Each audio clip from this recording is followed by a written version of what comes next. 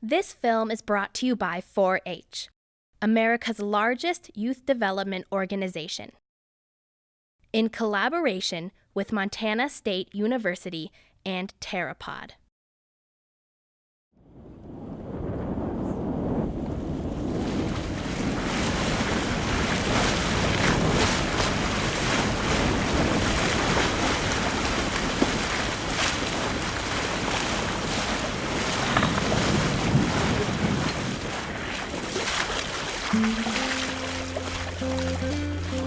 Hudson River used to be a very disgusting and dirty river. I know a lot of pollution in it. They say that if you came down to the river 40 years ago, you'd have to hold your nose because it smelled so bad. You can't eat the fish because they contain PCBs. Basically, when you flush your toilet, it would go straight into the river.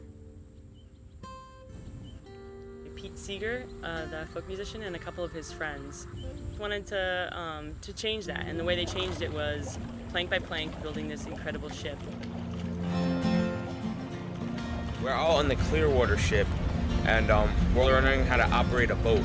Sailing up my dirty stream, still I love it, and I'll keep the dream that someday, though maybe not this year, my Hudson River will once again run clear. It starts high in the mountains of the north, crystal clear and icy trickles forth. Just one floating wrapper of chewing gum, dropped by some hikers to warn of things to come.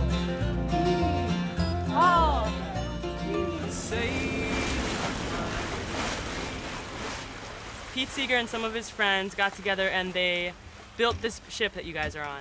And the idea of the Clearwater was to get young people and old people and people from all over the world out on the river and then start to care about it. And then once you care about it, you want to keep it clean. You want to be able to eat the fish. You want to be able to swim in it every morning. We're also learning about water pollution and different subjects like ecology and resources and all that. 1, 2, 3, and go. Just drop it. There are two different sources of pollution. One is point source pollution, where you can actually point to the source, where you see a pipe coming out of a factory.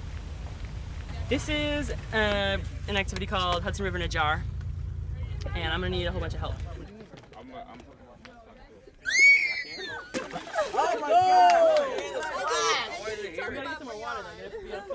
She's worse than me.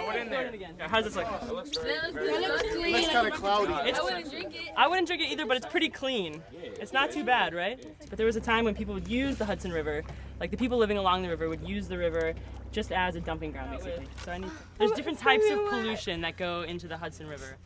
When things like oil, like from your car or from whatever, get onto the pavement in the Hudson Valley, everything washes right into the river, right? And pour some oil in here. Let's see what the oil does when it washes from... All of it or some? You can pour it all. It flows to the top. I just think you're swimming in oily water. Yeah. So when Pete Seeger was young, he'd come down to the river when he wanted to swim, and he'd take a big rock and he'd chuck it in the water so that all the oil and stuff would spread away from that one spot, so he could jump in and swim. Oh, wow. And then we got PCBs. You guys know anything about PCBs?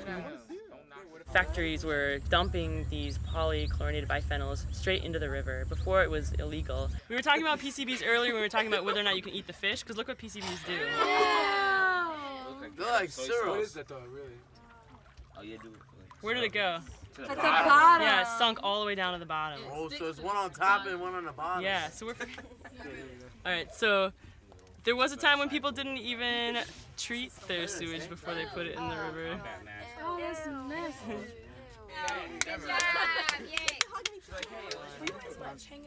So the river did look like this for a while. Clearwater and a bunch of other organizations have done a lot for the river so that now we can do things like swim in it.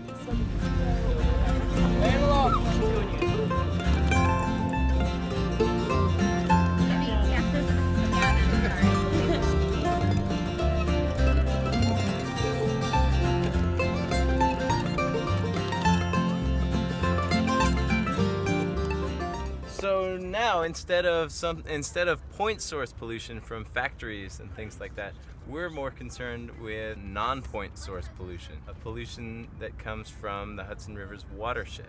Things like pesticides put on a farm field or fertilizers put on someone's lawn.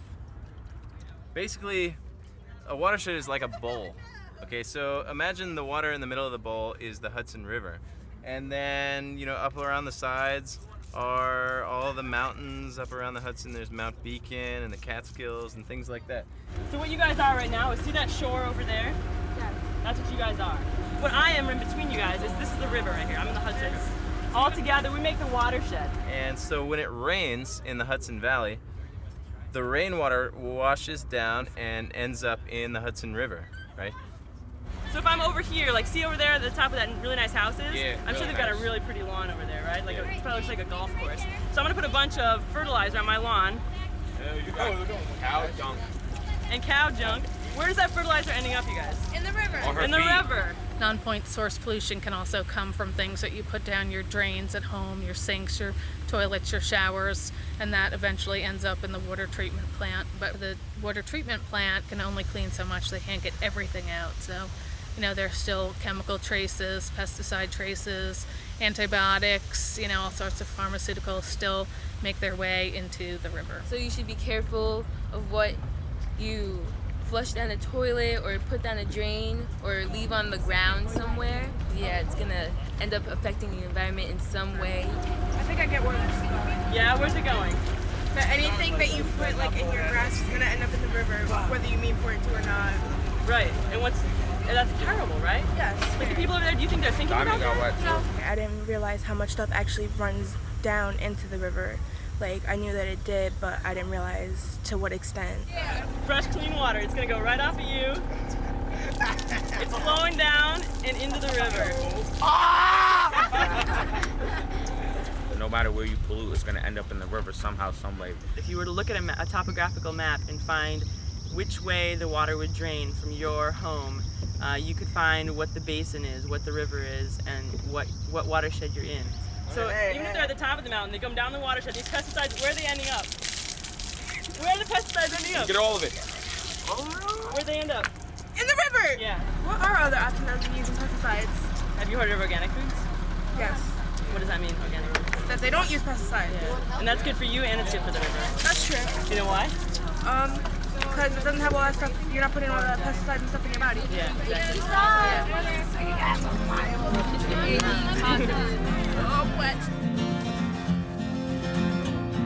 Sailing up my dirty stream, still I love it, and I'll keep the dream that someday, though maybe not this year, my Hudson River will once again run clear. It starts high in the mountains of the north, crystal clear and icy trickles forth. Just one floating wrapper of chewing gum, dropped by some hikers to warn of things to come. Sailing up my dirty stream, still I love it, and I'll keep the dream that someday, though maybe not this year, my Hudson River will once again run clear. At Hudson Falls, 5,000 honest hands working daily. This film is brought to you by 4-H, America's largest youth development organization, in collaboration with Montana State University and Terrapod.